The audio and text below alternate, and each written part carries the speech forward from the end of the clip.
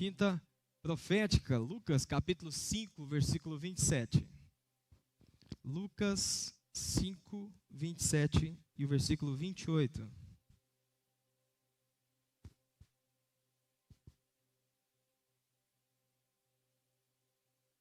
Lucas 5, 27, versículo 28.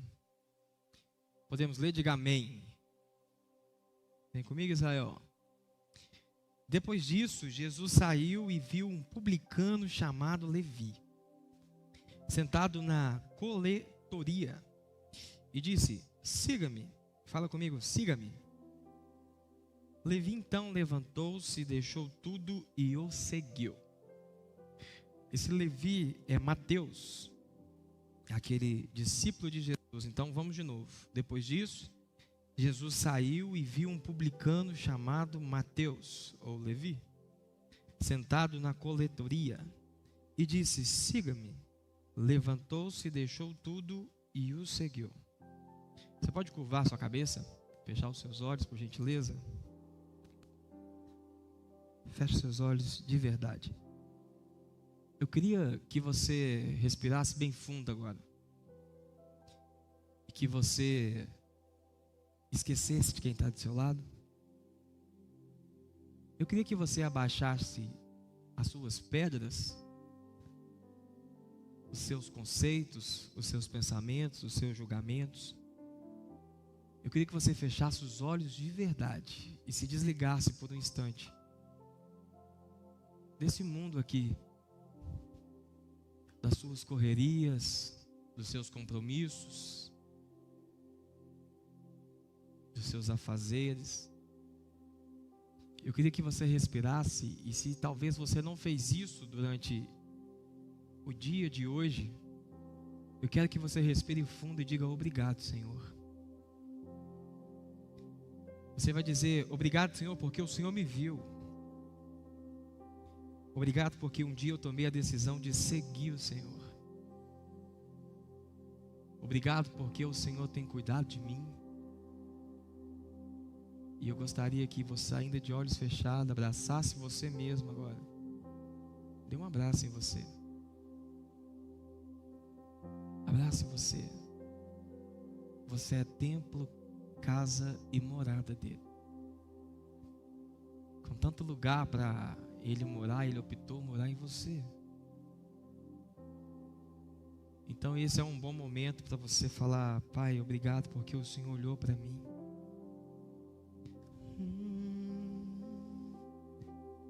Olha para mim.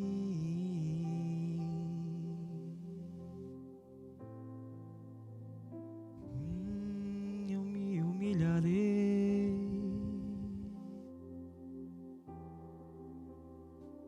Teu nome gritarei.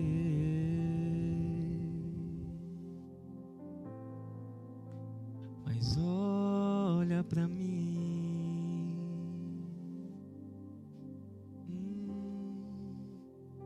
Olha pra mim.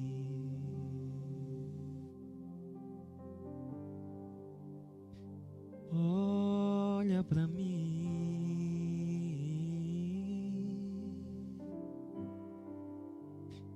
Olha pra mim.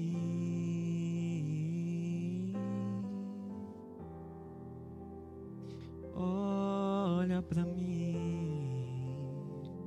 Como o Senhor olhou para Levi. Olha pra mim.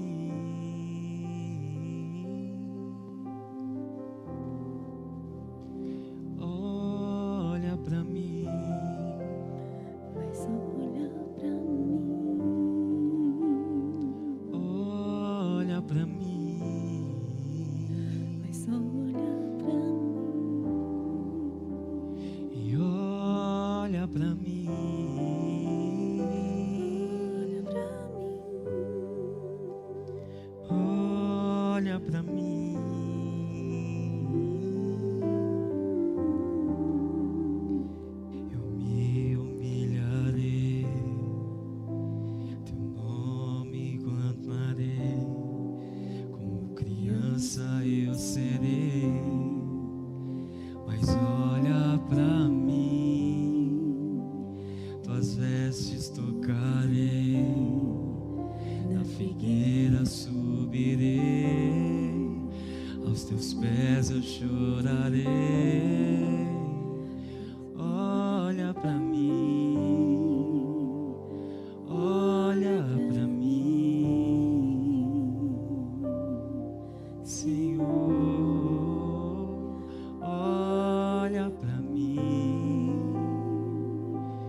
preciso do teu olhar, olha pra mim.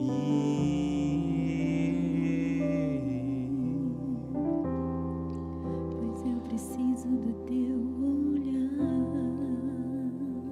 Canta isso, Thaís. Diga, olha pra mim. E olha pra mim. Se abrace você, abrace. Senhor, Olha pra mim. Ele está olhando para você agora. Preciso do teu olhar. A atenção dele está voltada para você. Olha pra mim. Eu preciso tanto. Pois eu preciso do teu olhar. Você pode aplaudir bem forte o nome de Jesus aí, que Ele é digno. Ele é poderoso. Bom, Jesus, a sua trajetória, você precisa entender que Ele é autossuficiente. Quando a Bíblia fala a respeito de soberania, significa que Deus é poderoso para fazer o que Ele quer, quando Ele quer, e Ele não precisa pedir permissão. Deus faz o que Ele quer. Ele é poderoso para isso. Mas aqui, a Bíblia deixa claro que o Senhor, Deus, mandou o seu Filho, Jesus, na terra, para que pudéssemos sermos redimidos, para que sejamos reconstruídos. E aquilo que era do original, que começou um plano no Éden, o Senhor quis trazer de volta. Então o Senhor, para trazer de volta, Ele precisa mandar um modelo segundo o seu coração. E o modelo segundo o coração de Deus é o seu Filho Jesus, porque Ele é o próprio Deus. E quando Ele entrega os mandamentos para os homens, e aqui voltando agora lá na lei mosaica, quando Moisés recebe os mandamentos, ele é mandamentos aonde as pessoas poderiam olhar e se tornar mandamentos pesados. E quando nós falamos de mandamentos pesados, a intenção de Deus aqui ao entregar o mandamento para Moisés era que junto com ele, o povo se rendesse a Deus e dissesse: nós não conseguimos cumprir todo esse mandamento sem quebrar. Nós precisamos de alguém. O plano desde o princípio era que Jesus viesse até nós, porque Ele é o intermediador. Quem está me entendendo, levanta a mão. Você pode levantar a mão? De verdade, se você não está entendendo, eu posso ser mais claro para você. Então Ele é o nosso intermediador. Ele tem esse poder. Então Jesus é aquele que veio cumprir os mandamentos que Ele mesmo deu. Quem entendeu o que eu falei agora? Então Deus entrega o mandamento para o homem. Se o homem não consegue cumprir, Ele diz: eu vou me fazer homem, vou cumprir esse mandamento, vou mostrar para vocês que é possível. Mas fiquem tranquilos que quando vocês errarem ou quebrarem, vocês terão um advogado. Vocês terão alguém que vai estar à direita do Pai e vai dizer: sabe, essa situação é difícil. Se ele tivesse feito dessa forma, talvez daria certo. Como ele não fez, Pai, perdoa ele. A Bíblia fala que Jesus, Ele é o nosso advogado. Ele faz isso no céu por nós. É aquele que entende a nossa dor. E a Bíblia fala assim que o Senhor passou por todo tipo de concupiscência que o ser humano pode passar. Então, em Lucas capítulo 4, do versículo 4 a seguir, quando Jesus é levado até o deserto, a Bíblia fala que o Senhor passou por todas as tentações. Ali nós vemos 4 tentações, que é o pico de todo mundo, onde é oferecido para ele poder, dinheiro, e é isso que o diabo faz com o ser humano. Afinal, se dinheiro fosse o problema, você estaria rico, porque era só o diabo te dar dinheiro que você estaria perdido. Então a prova é que o dinheiro não é o problema. Quem entendeu o que eu falei agora? Porque se você olhar para o dinheiro e falar: o dinheiro é a raiz de todos os males, então é só você pedir dinheiro para o capeta que ele ia te dar dinheiro. Se ele não te deu dinheiro, até hoje você não está milionário por aí, é porque não é bem assim o versículo. O amor ao dinheiro, você não pode amar o dinheiro. Enfim, fecho parênteses aqui. Mas aí Jesus, então, ele vem, ele cumpre os mandamentos, ele fala para o Pai que é possível. E ele está na terra agora, e quando ele está na terra, ele poderia muito bem dizer para o Pai que ele faria toda aquela grande obra sozinho. Ele poderia dizer: tudo bem, você me deu um plano e eu quero executar esse plano e eu vou fazer esse plano sozinho.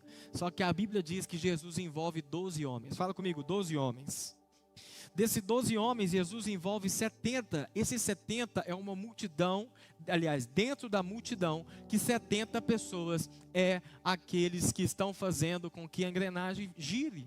Vou te dar um exemplo melhor. Nós estamos com 700 pessoas na nossa casa. Diga glória a Deus. E eu acho que você pode festejar mais. Diga glória a Deus e bate palma. Mas segundo um cálculo, e agora já é um dado, as pessoas que são envolvidas e que fazem essa engrenagem girar, é a média de 70 pessoas.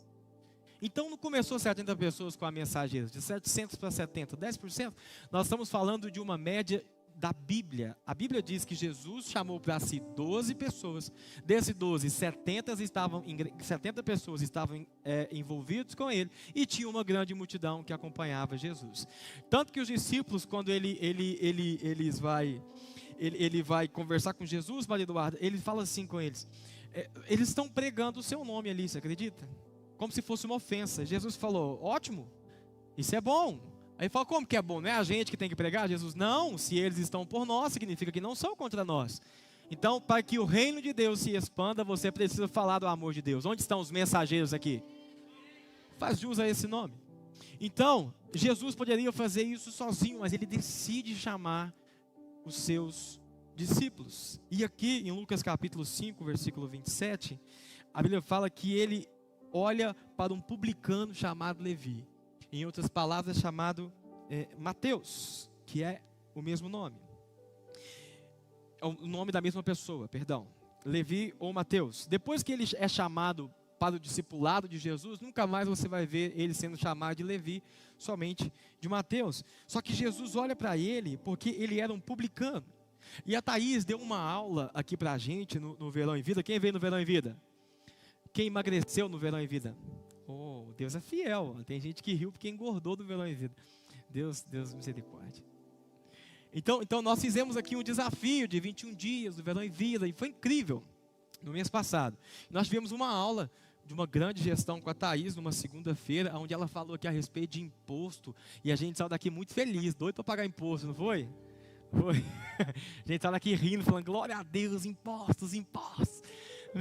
Aleluia. Então assim, mas a Thaís, ela teve uma aula aqui para nós, e no final da aula ela ainda falou, olha, mas o seu negócio é do Senhor, diga amém. Então, mas a Thaís deu uma aula aqui para nós, que ela precisava nos alertar, Só que Thaís, esse cobrador de imposto aqui, era um publicano muito injusto, porque ele era judeu, fala comigo, judeu. Não, você tem que estar comigo, diga judeu. E ele cobrava imposto dos judeus. Só que o imposto, para você ter ideia, era para Roma. Então, os romanos cobravam imposto dos judeus, e aquele cara era judeu e pegava o dinheiro do povo dele e levava para Roma. Então, esse cara era um cara muito odiado pelo seu povo, porque os judeus não queriam saber dele. A palestra da Thaís foi incrível, a gente quer saber de você, tá? Mesmo você falando de impostos para nós. Mas o povo não queria saber dele. Por quê? Porque ele era alguém que cobrava imposto do seu próprio povo. E, segundo a Bíblia, nessa época, hoje não, a carga tributária do imposto era muito alta. Hoje não, segundo a Bíblia, nessa época aqui, era um governo, a carga do imposto aqui era muito alta. Então, a Bíblia diz que Jesus olha para ele sentado na coletoria. Coloca para mim o versículo. Lucas capítulo 5, versículo 27 e 28. Olha onde ele estava. Sentado na coletoria. Diga comigo, coletoria. Diga coletoria. Se o seu dia você não aprendeu nada de novo, você acabou de aprender uma palavra nova. Diga amém. O que é a coletoria? Era o lugar onde as pessoas recebiam os impostos.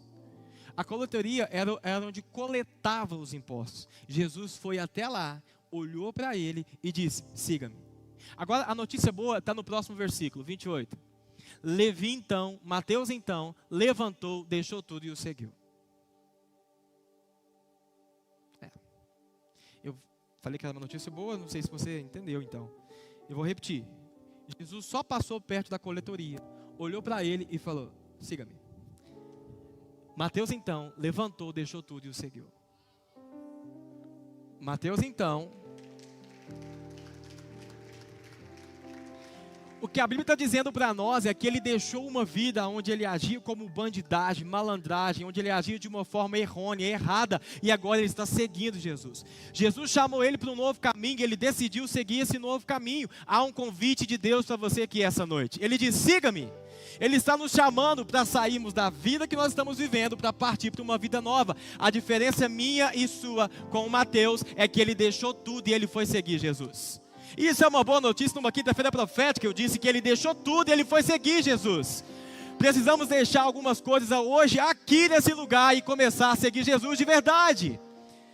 Precisamos então abrir mão de algumas coisas para nós seguirmos o Senhor. Porque Mateus foi aquele que ninguém queria saber. Mas Jesus olhou para ele, Thaís, e disse: siga-me. E ele diz: então eu vou. Sabe por quê? Porque o convite de Jesus é um convite irresistível.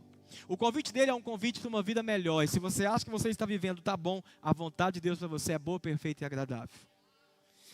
Nesses tempos bíblicos, ser um publicano era uma das profissões mais desprezadas entre os judeus, principalmente se você fosse um judeu. Ele cobrava imposto do próprio povo, isso eu já disse para vocês. No entanto, a vida que Levi levava, as pessoas não costumavam olhar para Levi, mas alguém olhou para Levi de forma diferente. E o primeiro conselho que eu tenho para te dar aqui hoje é: entenda que ele vê em você o que ninguém vê. Entenda que ele vê em você o que ninguém vê. Mas eu não me vejo como um derrotado. O Senhor vê você como vitorioso. Não, mas eu não me vejo como alguém de muito sucesso. Eu não estou falando de fama, de dinheiro. Estou falando de ter sucesso na vida de verdade. Construir, multiplicar, dominar aquilo que a Bíblia nos diz que nós somos. Jesus vê em você aquilo que nem você vê. Então eu não sei quais são as suas vontades quando você chega neste lugar, mas a vontade de Deus para você é que você saia daqui hoje empoderado. E que você saia daqui hoje ciente que você é um pecador, sim, mas que você saia daqui hoje com a certeza que você é um filho de Deus. Porque o que eu mais escuto é que as igrejas têm que pregar mais sobre o inferno. Eu concordo, às vezes nós temos que lembrar as pessoas para onde elas não deveriam ir, mas a notícia boa é que você vai morar no céu. E eu não quero falar de coisa ruim, afinal se eu não estou indo para lá, eu quero ir para o céu. Então Jesus vê em você aquilo que ninguém vê. Jesus saiu e viu um publicano. Quando ele chama Levi, o que ele vê dele? Qual seria a admiração por esse cara? O que Levi carrega? O que Mateus carrega? Jesus olhou com tanta atenção para aquele homem que ele despertou a admiração dele. Quando ele olha para ele e ele diz: siga-me, ele já aceita o convite. Repare-se que não tem um talvez. Deixa eu fazer alguma coisa antes. Não, ele larga o que tem e ele vai atrás de Jesus. Levi não foi para Jesus uma atenção especial, no sentido de que eu devo fazer algo para chamar a atenção dele. Jesus simplesmente olhou para ele. Levi olhava para as suas falhas, mas Jesus não enxergava as suas falhas. Levi poderia olhar para os seus pecados, mas Jesus olhava para o arrependimento e para o seu coração. Pecado todo mundo tem, meu querido. E se eu olhar para você aqui agora, talvez eu sei falar o momento que você está passando, e nem é porque eu sou um profeta, é pelo seu rosto. São pelos seus ombros, é pela sua postura, é pela sua cara de não dar um sorriso, é as suas mãos, sabe, sua energia para baixo. Talvez eu sei falar que você está passando por algum problema, só que Jesus não olha para a gente dessa forma, Ele enxerga em nós aquilo que ninguém vê. Então fala aqui, então, Jesus quer levar você ao início, Ele quer levar você de volta para o início. Jesus então transforma aquele homem que era um publicano em um dos seus discípulos. Alguém que era conhecido como corrupto, desonesto, ladrão. Conhece alguém assim? Jesus olhou para ele com os olhos de amor. Alguém que era corrupto, desonesto e ladrão. Jesus olhou para ele com olhos de amor. E o olhar de Jesus fez com que ele deixasse tudo. Se nós somos os cristãos, e cristão significa pequeno Cristo, Se tem corrupto, ladrão ou pessoas de mau caráter do nosso lado e o nosso olhar não tem mudado essas pessoas, nós estamos servindo Jesus errado. Se ao olharmos para essa pessoa, ela não sentiu o amor de Deus para a gente falar, siga-me, nós estamos servindo Deus errado. Se quando você vê algo na internet você escandaliza com alguém que não conhece ao Senhor como se aquilo fosse um escândalo, você está servindo Deus errado. Afinal, a consciência, ela é sua. Quem adquiriu sabedoria foi você. Quem chegou no nível de maturidade espiritual mais elevado foi você. Então, quanto mais sábio você ficar, quanto mais maduro você ficar, mais humilde você tem que ser. Porque Ele é do Todo-Poderoso, cheio de conhecimento, dotado. O que eu vejo hoje são pessoas se enchendo de conhecimento e querem debater na rede social quem sabe mais de Bíblia. Meu lindo, não é o quanto você sabe de Bíblia, mas é o quanto você vive ela. Você pode saber a Bíblia toda, sabe por quê? Porque o diabo também sabe. Ele tentou Jesus na palavra, mas ele não vive a palavra. Deus te chama nessa noite para viver a palavra, porque Ele enxerga em você aquilo que ninguém mais enxerga. Então você pode aplaudir bem forte. Vocês estão me ouvindo bem? Vamos aplaudir o Tu então? Obrigado, Jonathan. Vamos aplaudir o Jonathan. Eu achei que eu não ia dar conta não, gente, com esse microfone. Eu estou me achando. O segundo conselho que eu tenho para te dar é: aceite o convite que Ele faz. Então fala quem está do o primeiro conselho. Não, a sua energia tem que estar boa, porque você vai sair daqui hoje empoderado. Então eu digo, o primeiro conselho: Ele vê em você o que ninguém vê. Diga, o segundo conselho: aceite o convite que Ele te faz. Ele diz, siga-me, e Jesus disse, siga-me, e Levi logo em seguida o seguiu. O convite foi curto, rápido, direto, e ele obedeceu o chamado. O nosso problema é que às vezes não queremos seguir Jesus e depois queremos colocar a culpa nele quando tudo dá errado. O que nós precisamos entender, o que eu sempre falo com a minha esposa é, Bruna, independente da situação que nós passamos, Jesus não tem culpa de nada. Entender o convite que Jesus te faz é entender que tudo que acontece na sua vida, seja de ruim, seja de perda, seja um desastre, Jesus é o menos culpado disso aí. Uma vez me perguntaram quando eu perdi minha mãe em 2019, em março, no dia 5 de março de 2019. Qual que é a sensação que você tem agora, já que você serve a Deus? Eu disse, a sensação que eu tenho é de um empréstimo. Deus emprestou minha mãe para mim e agora Ele pegou de volta. Será que o Senhor pode pegar alguma coisa de você e pedir de volta? E eu não tenho nem falando isso para falar que, nossa, como Ele é bom. Não, porque eu chorei. Eu orei. Eu lembro que o dia que eu estava na maca, minha mãe estava na maca, e eu orei junto com a minha irmã, que não me deixa mentir. E a gente orou para ela ressuscitar, você lembra disso, Brenda? O médico falou, ela veio a óbito. E a gente começou a orar, Senhor, traz minha mãe de volta, traz minha mãe de volta. Ele teve que puxar a gente pelo braço, falou, respeita, tem um tanto de paciente, para com isso. E a gente orando, indignado e pedindo para Deus exercer ali a nossa fé. Mas o empréstimo naquele momento estava sendo recolhido. Então tudo que acontece na nossa vida, Deus nunca será o culpado. Porque o convite dele é que nós possamos entender aquilo que Ele faz. E se a vontade dele é boa, perfeita e agradável, a minha resposta para Ele sempre tem que ser, sim, Senhor. Mas eu não entendo a situação que eu estou passando agora, diga, sim, Senhor. Você não sabe o que eu estou enfrentando, diga, sim, Senhor. Porque o convite dele é perfeito. Siga-me na palavra grega é usada literalmente com o significado de venha para os meus caminhos. Olha isso. No grego ou no hebraico, quando Jesus disse siga-me, por que Mateus respondeu rápido, Maria Eduarda? Porque a pergunta de Jesus, na verdade a afirmativa de Jesus aqui era venha para os meus caminhos. Então ele foi para os caminhos de Jesus. Por que ele não indagou? Por que ele não perguntou? Por que ele não analisou? Porque Jesus foi direto com ele. Diga, venha para os meus caminhos. Ele diz, sim, eu vou. Então essa é uma boa noite para nós entrarmos no caminho de Jesus. Para voltarmos ao início. Para voltarmos ao início daquilo que o Senhor nos chamou para viver.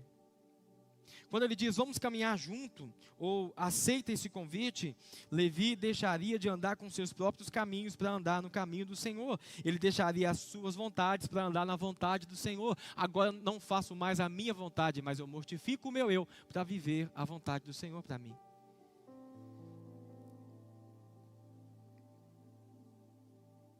Fala quem está do seu lado, há um convite de Deus para você.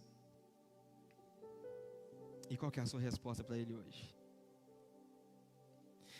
Viver para o Senhor e andar nos seus caminhos não é só viver de forma religiosa, porque isso vai acontecer na sua vida sim, de alguma forma. Vão ter que te chamar de religioso alguma hora. Se não te chamar de religioso, significa que a santidade não está em você. E quando eu digo de religioso, não estou dizendo da religiosidade dos fariseus. Eu estou dizendo a ponto de te chamar você de quadrado. Porque se você for igual ao mundo, então você não está sendo santo. Então, em algum momento, vão falar da sua religião. Então, seguir e andar nos caminhos do Senhor é obedecer àquilo que Ele escreveu para nós. E o que o Senhor escreveu para nós, segundo a Tua palavra, o Teu caminho, é que aquele que não nascer de novo, não verá o reino de Deus. Aquele que não nascer de novo, não verá o Filho de Deus. Aquele que não nascer de novo, não será feito Filho de Deus. Então, há um convite de Deus para nós, e o convite do Senhor para nós é, venha para os meus caminhos. Pastor, eu ainda não batizei, tá bom, qual que é o motivo? Mas o batismo vai me levar para o céu? Não, mas é uma condição da salvação. Significa que eu preciso batizar para ser salvo? Não. Eu não estou falando isso, mas você precisa de um arrependimento genuíno e público. E o batismo é dizer para o mundo inteiro que você está arrependido. Então, se você aceitou Jesus hoje, e Ele voltou hoje, e você ainda não é batizado, está tudo certo com você. Mas se tem tempo que você conhece Ele e você não tomou decisão de batizar, há algo de errado com você. E o problema disso é que Ele nos chama hoje para o caminho dEle. E pode ser que chegue no céu e Ele fala assim, lembra daquele pastor que estava pregando? Ele disse para vocês lá que tinha um convite, mas vocês não quiseram. Então hoje é uma boa noite para entrarmos no caminho do Senhor. É uma boa noite para entrarmos no caminho do Senhor. Te amo. Entrar no caminho do Senhor significa começar uma nova vida. Algo realmente novo e completo. Eu lembro quando eu batizei, e as palavras que eu recebia naquela época eram de motivação. Sabe qual era, Duda? Agora você vai ver como que as coisas ficam difíceis.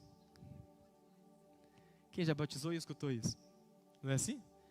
Te motiva demais. Agora que o inimigo levanta contra a sua vida mesmo. Peraí, a notícia boa é que eu ia nascer de novo. O que você está arrumando comigo? Mas eu lembro dos ataques. Eu lembro das pessoas me amaldiçoarem de uma forma leve.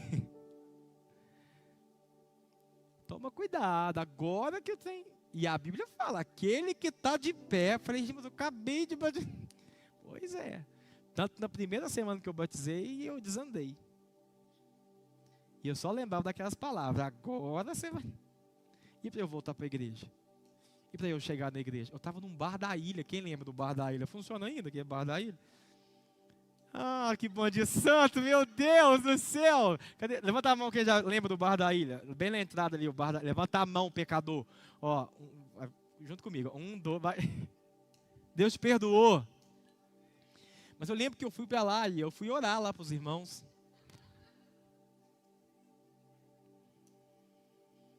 Ai, Deus. Mas aí, 2 Coríntios capítulo 5, 17 diz: assim que se alguém está em Cristo, nova criatura é. As coisas velhas já se passaram, e eis que tudo se fez novo. Quando eu dou um ênfase assim, você vem comigo também? Vem, então vamos de novo? Assim, até perdi Israel. Assim que se alguém está em Cristo, nova criatura é. As coisas velhas já se passaram, e eis que tudo se fez novo. Eu disse, eis que tudo se fez novo. Eu disse, eis que tudo se fez novo. O diabo não pode te acusar, é uma vida nova. O pecado não pode te acusar. Uma vida nova. Você está vivendo o novo de Deus, porque tudo se fez novo no Senhor. Então faz alguma coisa, bate palma para Jesus, dá um glória a Deus bem alto, porque tudo é novo na sua vida. E quando ele vier te acusar, o inimigo da nossa alma, trazendo à memória aquilo que você fez de errado, diga: diabo, eu estou vivendo uma coisa nova. O Senhor te chama para uma coisa nova. E esse é o único caminho que nós recebemos a ponto de receber uma identidade nova.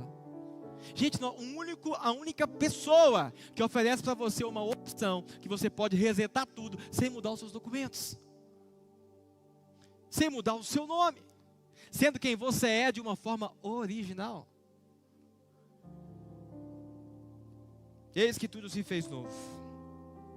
Fala comigo: as coisas velhas se passaram. Diga: as coisas velhas se passaram.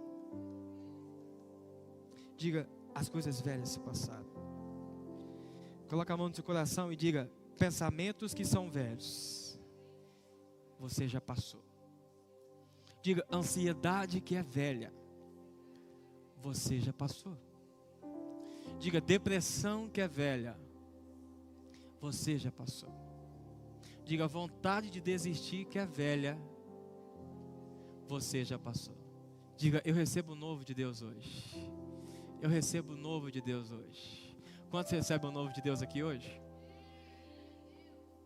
O terceiro conselho e último que eu tenho para te dar é: tá bom? Tá bom? Tá mesmo? Olha, eu vou acabar o culto cedinho, gente. Vocês tinham que pagar meu lanche hoje. Ah, entendi. Meu Deus. Mas tá bom mesmo? O último conselho que eu tenho para te dar. Você que falou eu tenho mais 2 conselhos para você depois e o resto vai embora. Tome imediatamente uma decisão. Querido, agora é sério. O primeiro é que ele enxerga em você o que ninguém vê. Há pessoas que olham para você e não vê potencial em você. Problema delas, elas não têm que enxergar nada. Se você estiver dando ouvido às vozes que diz que você não é capaz, não estiver ouvindo a voz do seu Criador, eu vou bater em você. E eu estou treinando para isso.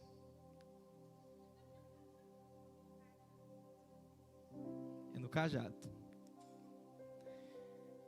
O segundo conselho que eu tenho para te dar é: atenda esse convite. E o terceiro é: tome imediatamente. O meu imediatamente estava maiúsculo. Você colocou, aqui é tudo maiúsculo, né? Tome imediatamente uma decisão. Jesus fez um convite para Levi. Ele logo aceitou, ele não hesitou, ele não adiou, ele não deixou para depois. Diante do chamado de Levi, ele respondeu com obediência imediata. Ele levantou, deixou tudo para trás e seguiu Jesus. Levi abandonou o seu trabalho, o seu lucro, suas vantagens, a sua reputação, as desonestidades que ele fazia. Ele abraçou um novo projeto. Ele abraçou uma nova vida. Ele seguiu um novo caminho, porque ele conheceu um novo Senhor. Talvez o Senhor que te apresentou é um Senhor de coisas velhas. Mas Deus tem para ti um Deus de coisas novas. Deus tem para você um Deus de novidade de vida. E a criatividade vai vir no seu pensamento, porque quem anda alinhado com o céu anda em criatividade. Então coisas novas têm que surgir e acontecer através de você. Você não pode ser o mesmo. Você não pode ser a mesma pessoa. Você não pode ser o mesmo de 10 anos atrás. Tem que ter uma mudança em você. Tem que ser uma mudança genuína. Tem que ser uma mudança de verdade. Tem que ser uma mudança de dentro para fora. Tem que ser uma mudança física. E escuta isso: todas as pessoas que decidem mudar de vida para entregar sua vida para Jesus ficam mais bonitas e são mais felizes. Pastor, aceitei Jesus e não fiquei bonito. Pelo menos você é feliz. Mas uma hora você vai ficar bonito, quando o corpo se transfigurar. Fala quem está do seu lado: aceite esse convite imediatamente. Fala: o lugar que Deus te chama é um lugar de intimidade. Diga: o lugar que Deus te chama é um lugar de coisas novas. Fala: se você tem atitudes antigas, agora é uma boa hora para você ter atitudes novas.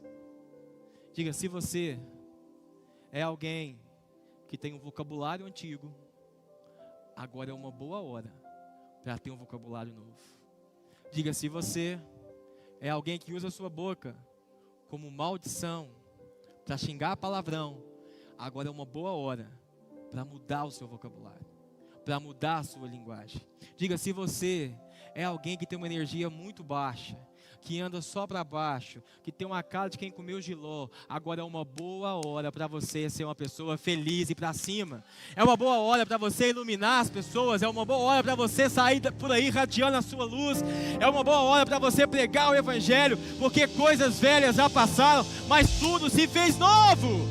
E se tudo se fez novo, Deus conta comigo e com você para continuarmos levando o evangelho.